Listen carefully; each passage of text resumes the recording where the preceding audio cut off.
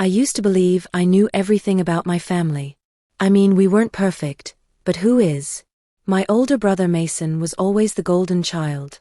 Reliable, responsible, charming, and occasionally a bit too composed. He worked in finance, lived in the city with his beautiful wife, Emily, and their two adorable kids. That's what I knew. That's what everyone knew. Or so I thought. The day everything changed started off simple. Our annual family reunion, this time at my parents' lake house, was supposed to be a weekend of wine, grilled food, and forced nostalgia. I packed my bags, kissed my boyfriend Liam goodbye, and drove up thinking the only drama I'd face would be Aunt Doreen trying to force gluten on me again. I had no idea I was driving straight into a storm.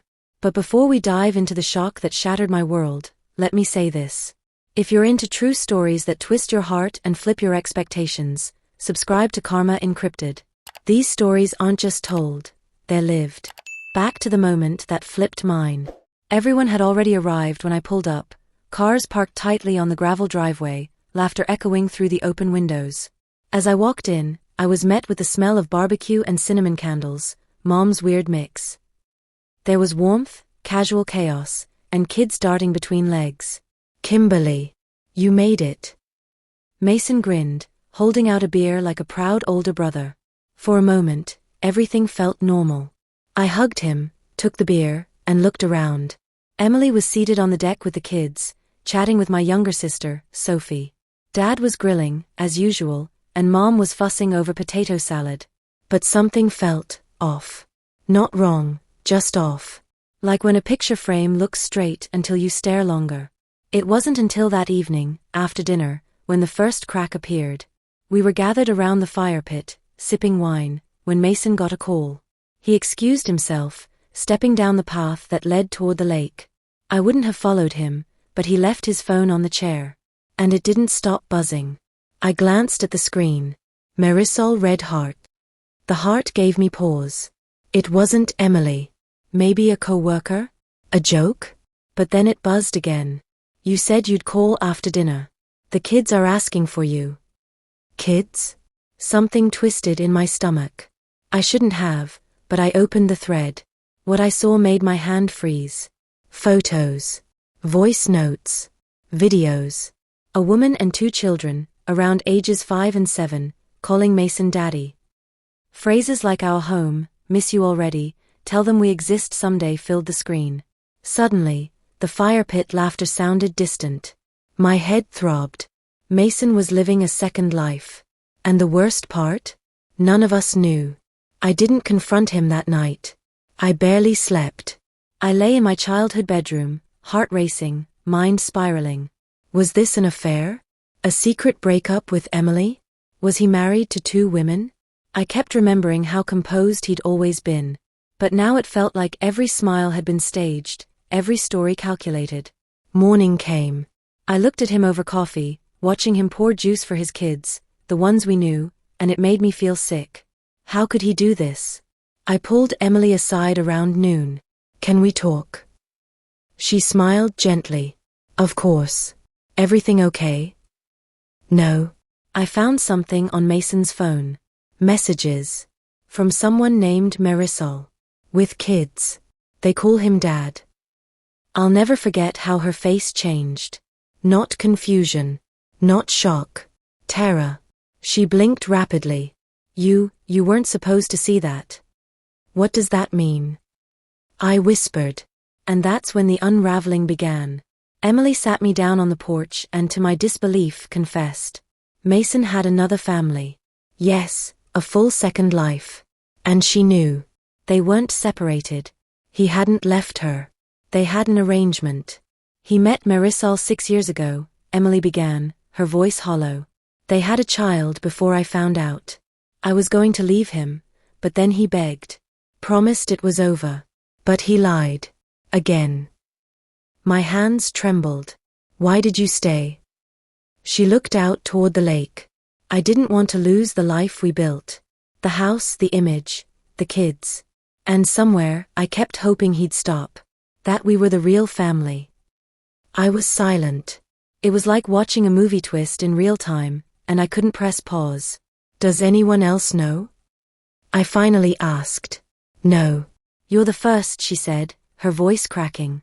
But he doesn't just visit them anymore, Kim. He's been living 2 lives. Alternating weeks. 2 cities.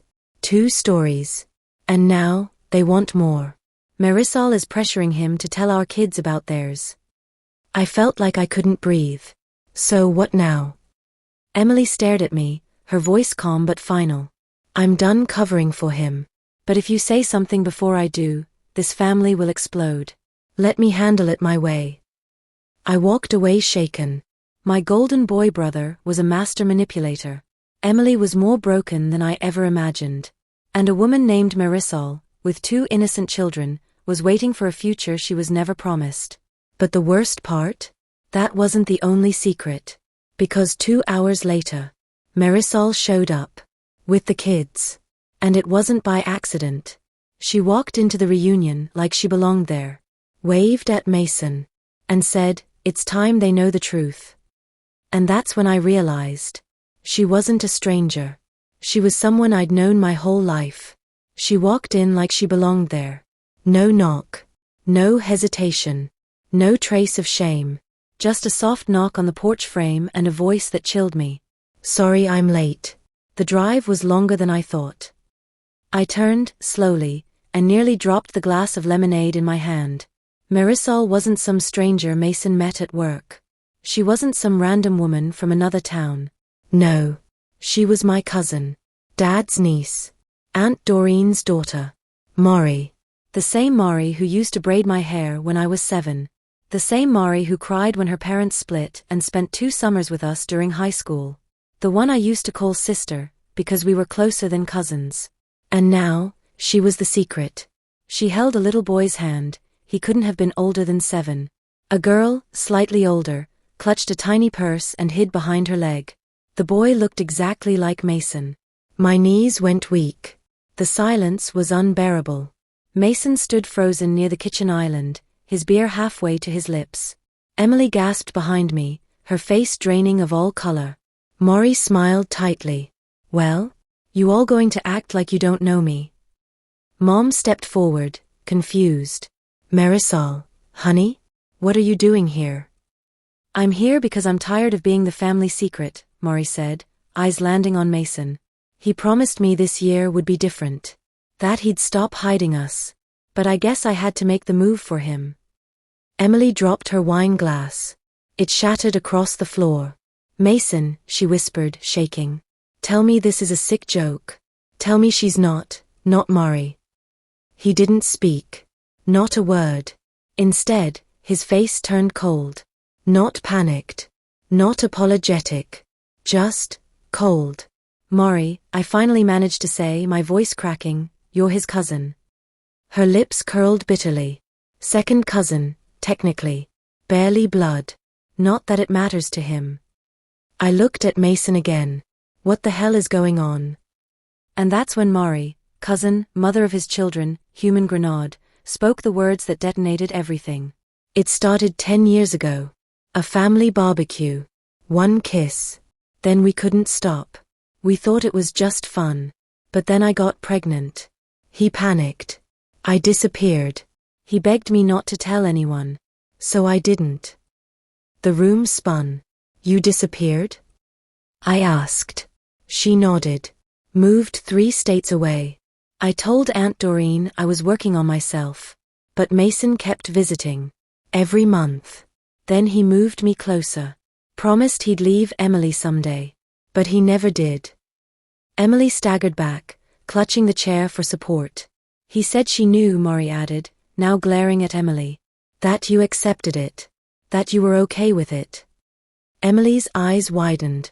"That's a lie." Maury laughed bitterly. "Well, I see the truth now. You were the queen, and I was the mistress. Even after I gave him a family." The kids stood in silence, watching the adults unravel. I moved toward them. "Sweetheart," I whispered to the little girl, "do you know who we are?" She nodded. "Uncle Mason said we're going to meet our cousins. That this is our family too." Tears burned my eyes.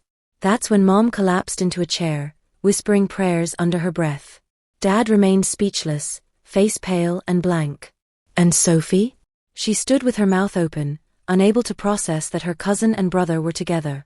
Aunt Doreen walked in seconds later, holding a tray of fruit, her smile vanishing the moment she saw Maury. You weren't supposed to be here, she said, voice low. You knew. I snapped. Doreen didn't answer. She just stared at the kids. The next few hours were chaos.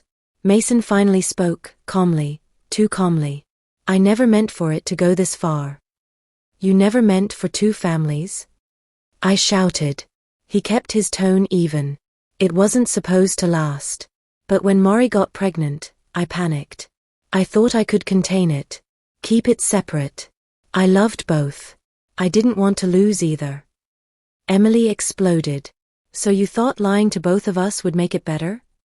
I kept everyone safe, he argued. No one was hurt, until now. That's when I stepped in. Don't you dare pretend this is noble. You're not a protector. You're a coward. You built 2 houses on sand and expected no one to drown.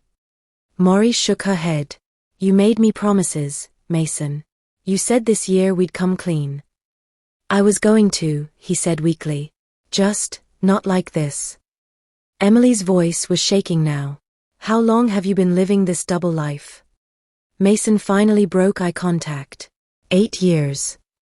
Later that night, after the kids were tucked away upstairs, both unaware of the firestorm beneath them, I sat with Emily on the porch.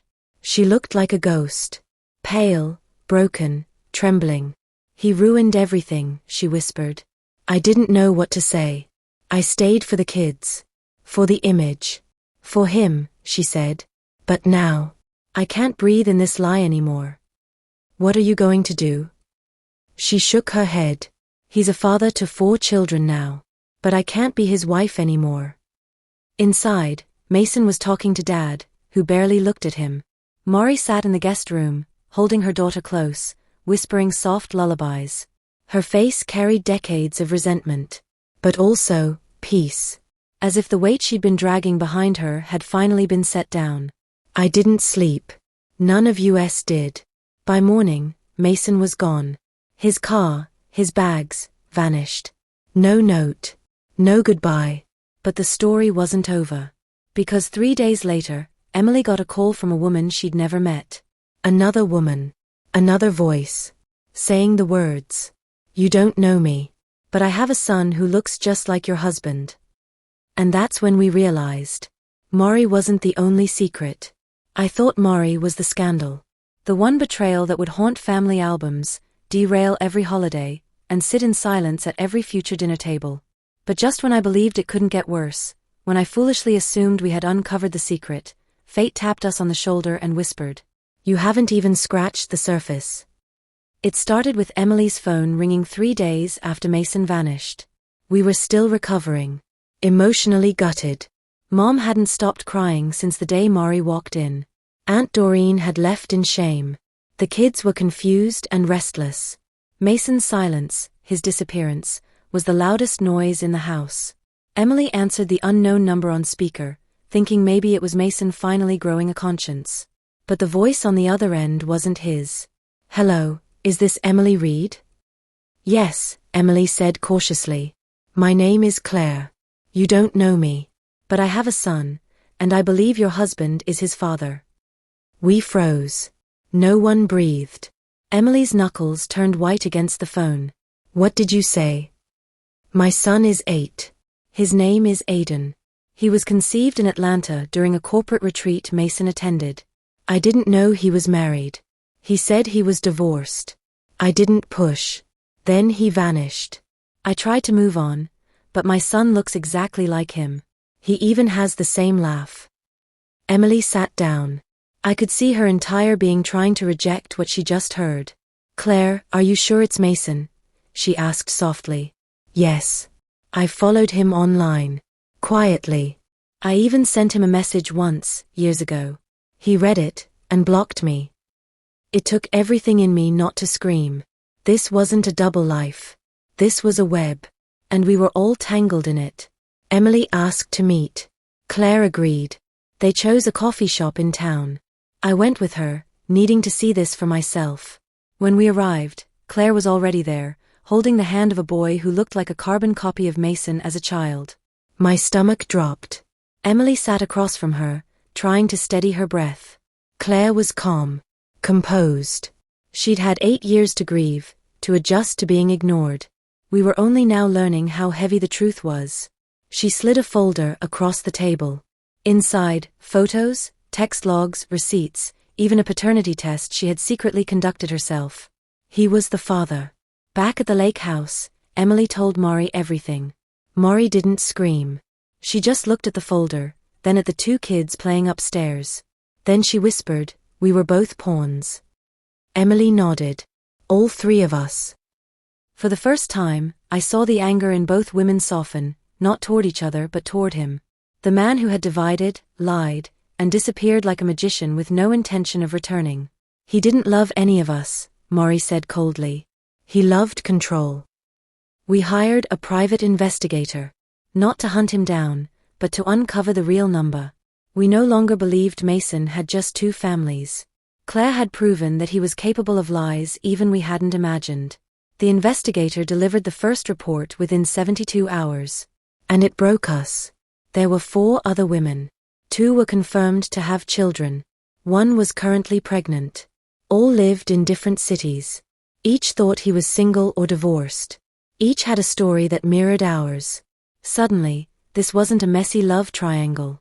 It was a psychological profile.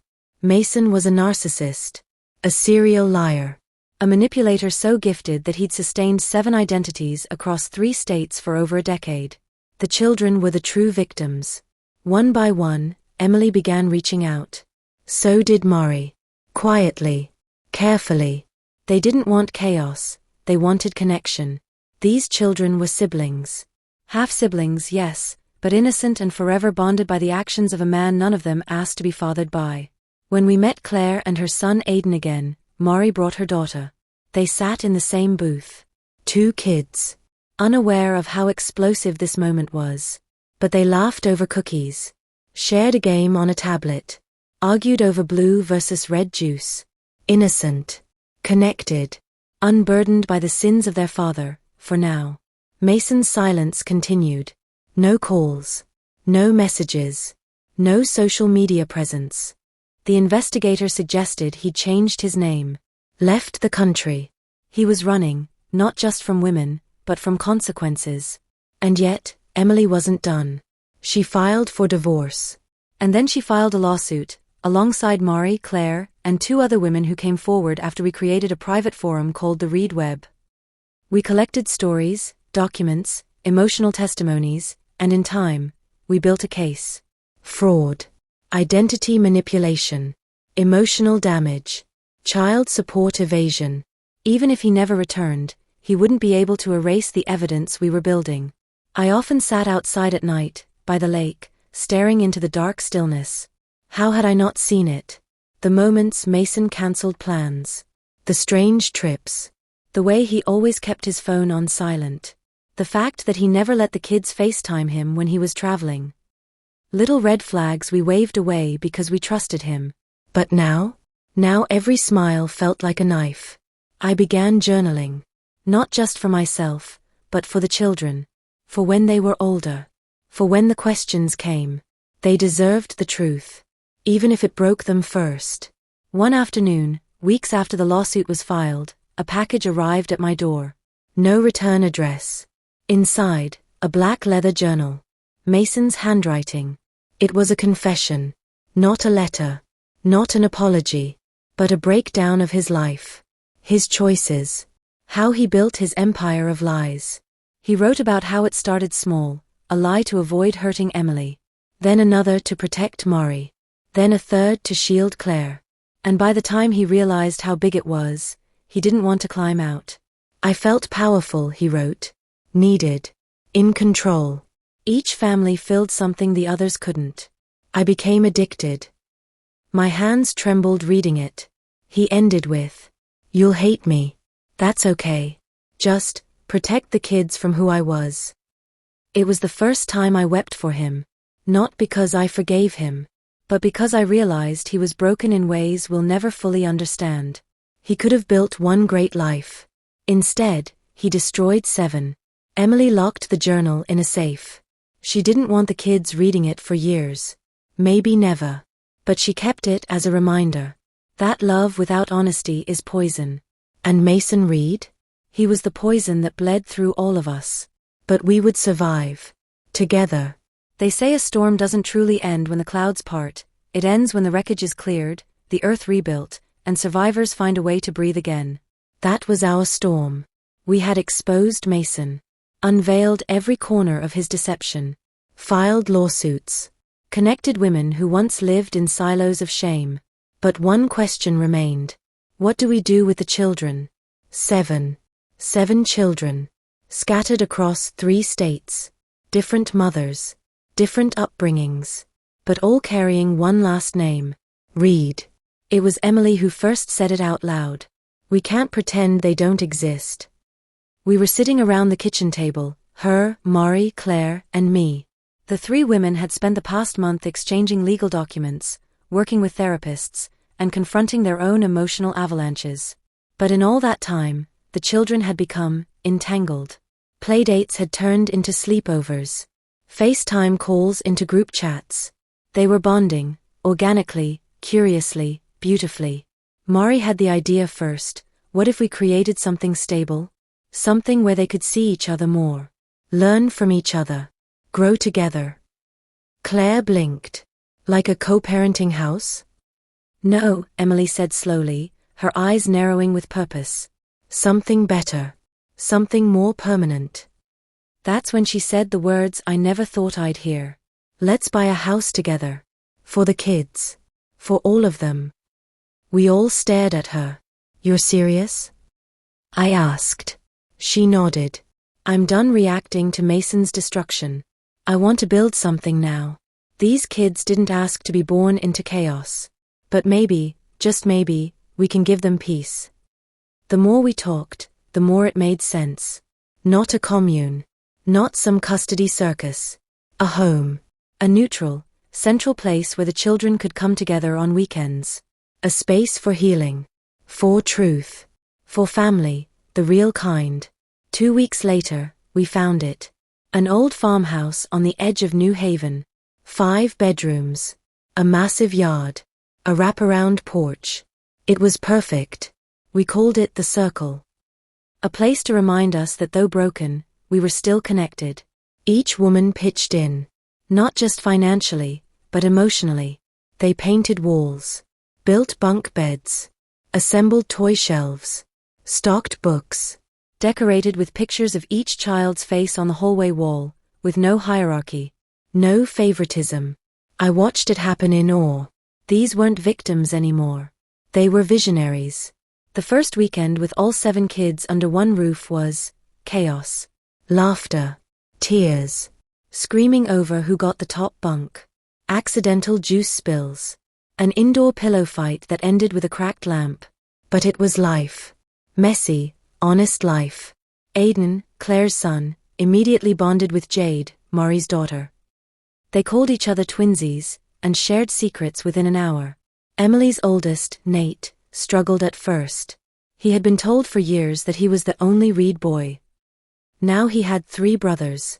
One night I found him sitting on the porch alone. You okay? I asked gently. He looked up, frowning. Am I still special? I sat beside him, heart aching. You're not just special, Nate. You're brave. Brave enough to make room for more love. That's the hardest thing anyone can do. He smiled, a little. Then leaned his head on my shoulder. As the months passed, the circle became more than a house. It became a symbol. Word spread. Media caught wind of it when one of the therapists mentioned the project at a family dynamics seminar. Suddenly, there were interviews. Articles. Headlines like, "Betrayed wives create home for children of one man's lies." At first, Emily was hesitant. I don't want this to be some circus. But Mari convinced her. This isn't about Mason. It's about us.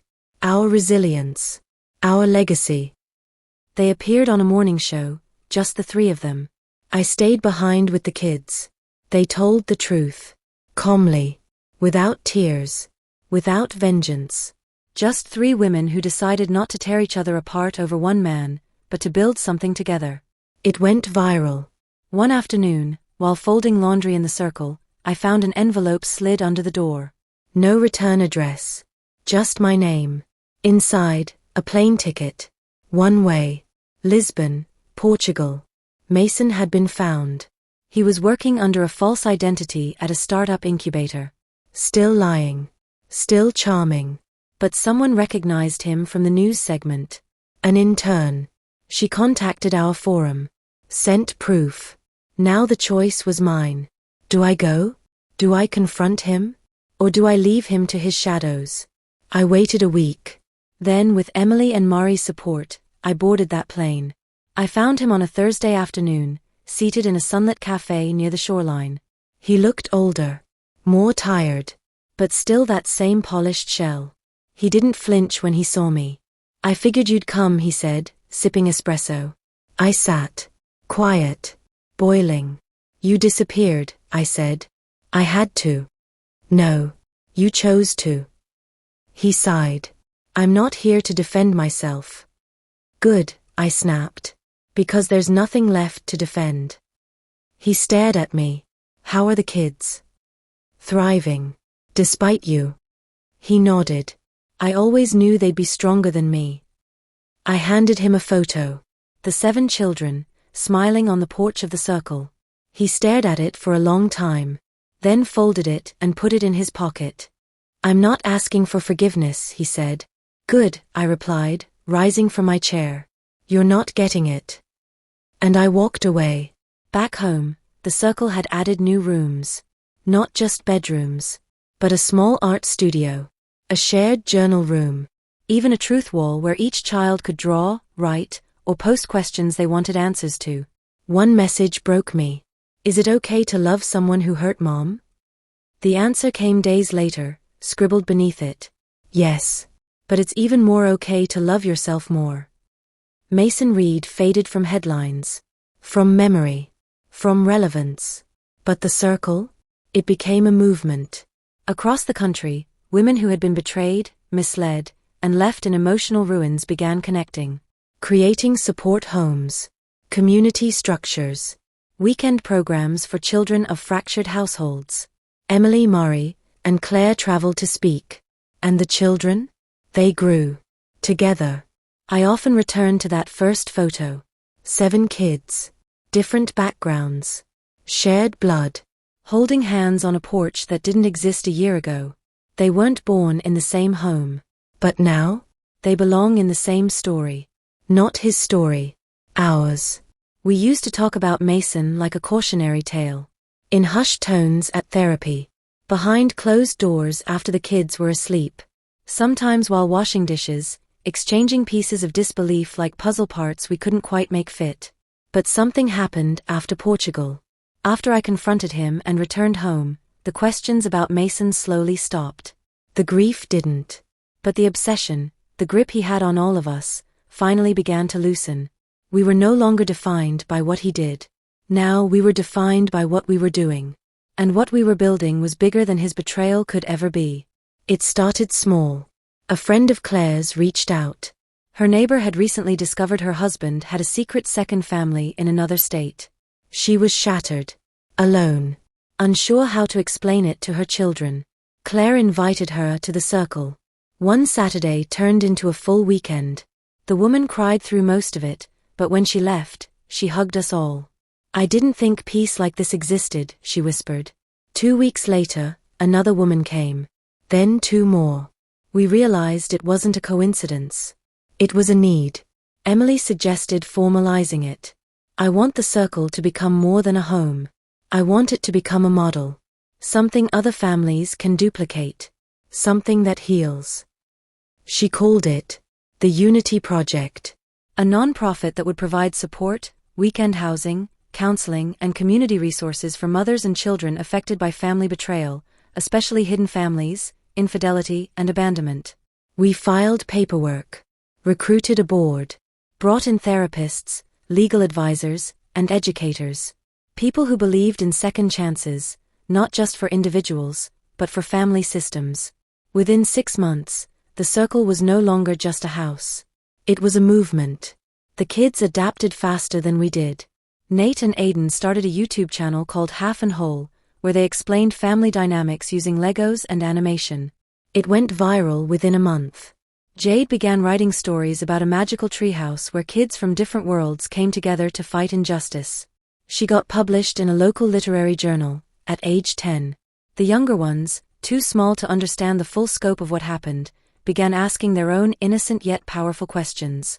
Why don't we all live in one house forever? Is Daddy still our daddy if he's never around? Are we still a family if he's not in it? We never lied. But we didn't let the truth poison their hope, either. We created answers rooted in love.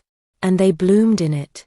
One evening, during a town hall meeting where we presented the Unity Project's model, an older gentleman stood to speak. Silver hair. Navy suit. Eyes filled with quiet storm. My daughter was one of them, he said. Left behind. Abandoned with a child. For years, we blamed her. Told her she should have known better. Now, seeing what you've created, I realize we were wrong. She wasn't weak. She was surviving. He started to cry. And so did half the room. That moment reminded us, the legacy wasn't just for the children. It was for the mothers, the sisters, the friends, the generations taught to carry shame in silence. Now, we were flipping the script. Then came the letter. 6 months after Portugal. It arrived at the circle in a thin, torn envelope. No return address. Postmarked from Mexico. Inside, a handwritten note in the same sharp slant we recognized instantly. It read, I don't expect forgiveness. But I see what you've built. I see the faces. The joy. I don't belong there. I won't taint it with my presence. But I want you to know, I'm proud of you. All of you. Tell the kids I loved them, in the only broken way I knew how. Mason. We didn't cry. Not out of anger. But because, for once, he seemed to understand that absence was the best gift he could give. The women agreed not to show the letter to the children yet. Maybe one day. But for now, his memory lived in photos tucked away, not on walls. Instead, what hung on the hallway of the circle was something else. A mural. Painted by all 7 kids. Each child added their piece, colorful, chaotic, beautiful. A mess that somehow made perfect sense. At the center, bold letters read, We're not halves. We're whole. Emily became the face of the Unity Project. Mari ran the child support division, tracking down absentee parents through legal means and holding them accountable. Claire handled outreach and counseling, traveling to schools and women's shelters to share tools for emotional recovery and trust building. And me? I became the documentarian. I filmed their stories. Captured the quiet triumphs and the loud healing. I built a digital library that would one day teach these children, and maybe their children, what strength looks like. Not the strength to fight. The strength to forgive, to rebuild, and to unify. We were invited to speak at a national summit on family systems reform. Emily's speech went viral. She said, Our legacy isn't what broke us. It's how we put each other back together. That quote ended up on t-shirts, murals, and eventually, inside school curriculums. One Sunday, we held the circle's first family without labels picnic. No last names. No explanations. Just humans. Kids ran in circles, laughing under sun-drenched trees. Women shared stories, recipes, and hugs that needed no backstory. And I realized something powerful. None of this would have happened without Mason. His lies, his cowardice, his mess, gave birth to something extraordinary. And no, we didn't need to thank him. But we didn't have to curse him anymore either. I stood on the porch, watching the 7 children I once feared would grow up broken, now building tree forts and singing into toy microphones. Aiden ran past me with a cape. Miss Kimberly, he yelled. Wanna see our rocket launch? You bet, I said, wiping tears from my eyes. Not sadness. Gratitude. Because in a world where betrayal often ends the story, we chose to start a new one. And our legacy? It wasn't Mason Reed.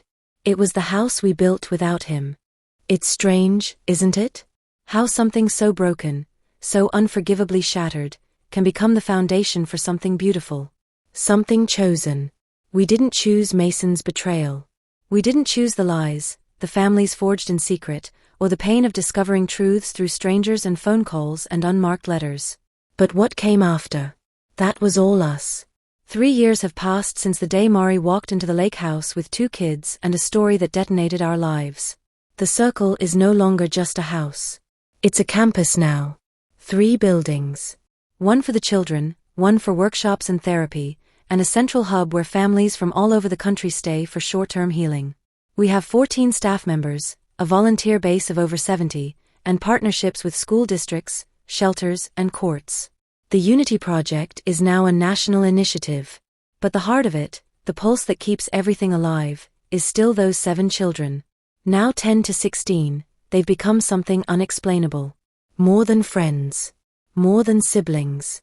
They're a force. It was Nate who came up with the idea for the time capsule. We should bury something, he said one evening, looking out at the garden. For when we're older. So we remember. So we all wrote letters. Drew pictures. Included photos. A copy of the mural. And a flash drive filled with video clips, our testimonies, our laughter, even our tears. We buried it under the old tree in the corner of the yard, the one that leans like it's listening. We'll open it in 10 years, Jade said, brushing dirt off her hands. And we'll still be family. No one questioned it. Because we knew we would be. One morning, Emily received a call. It was from a nurse at a small private clinic in Argentina. Mason had passed away. Lung failure. He'd been living quietly. Alone. Under a different name. He never married again. Never tried to contact the children. But before he died, he handed over a sealed box with strict instructions. Only send this to Emily Reed. No one else. We gathered on a rainy afternoon to open it. The kids stayed upstairs. It was just the original 4, Emily, Mari, Claire, and me. Inside were 7 small boxes, each labeled with a name. One for each child. Each contained something unique. A trinket. A note. A photo. Mason's attempt, perhaps, to leave something behind that resembled love. I don't know if we should give these to them, Emily said, holding her son's box. Let's not decide tonight, Mari replied. Let's wait. So we did. We locked them in the circle's memory room, behind a glass case labeled, for later if they ask. None of the kids asked. Not yet. And we didn't bring it up. Because their story wasn't about Mason anymore. It was about the family they'd built, with sleepovers, dance battles, talent shows in the living room, shared secrets whispered in bunk beds, and sibling rivalries that ended in tears and forgiveness. We began to receive letters. From women. From men. From teenagers. People who had found the YouTube videos, the podcast, the news articles. People who said, I thought I was alone. I thought my story didn't matter. You made me believe I could start again. That's when we knew. Our family wasn't 7 children wide. It was hundreds. Thousands. People scattered across cities and towns, carrying invisible grief, who now had somewhere to send it. I was asked to give a TEDx talk. Me. The once silent sister who watched everything collapse like a spectator in her own life. I stood under a spotlight and told them. This story started with betrayal. It continued with grief. But it it transformed, into legacy. We didn't get to choose what happened to us. But we did choose who we became after. We chose each other. The applause was thunderous. But it wasn't about me.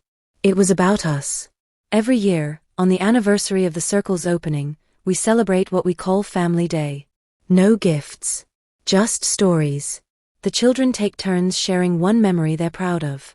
One thing they've learned. One dream they're chasing. This year little Evie, now 9, stood with her chest puffed out and said, I learned that families aren't always born. Sometimes they're chosen. And that doesn't make them less real. It makes them stronger. And no one could argue with that. Sometimes I still dream of that weekend at the lake house. The smell of barbecue. The illusion of perfection. Then the cracks. The unraveling. The truth. But in those dreams, something always shifts. The scene rewinds. And instead of Mason walking out to greet me that day, it's the kids. All 7 of them, standing on the porch, waving me in. As if to say, this is where the real story begins. We've all healed in different ways. Emily started dating again. Carefully. On her terms. Maury wrote a memoir. Claire got certified as a trauma recovery coach and now runs her own support group. As for me, I'm working on a documentary called Chosen. It follows families like ours. It tells the truth not with bitterness, but with bravery. Because pain shared becomes less heavy, and stories told become bridges. One night, as we sat around the fire pit roasting marshmallows, Nate turned to us and asked, "Do you think Dad ever felt what we feel?" Emily didn't rush to answer. She just looked at the flames. Then she said, "I don't know, honey, but I hope he wanted to." I think that's what forgiveness looks like.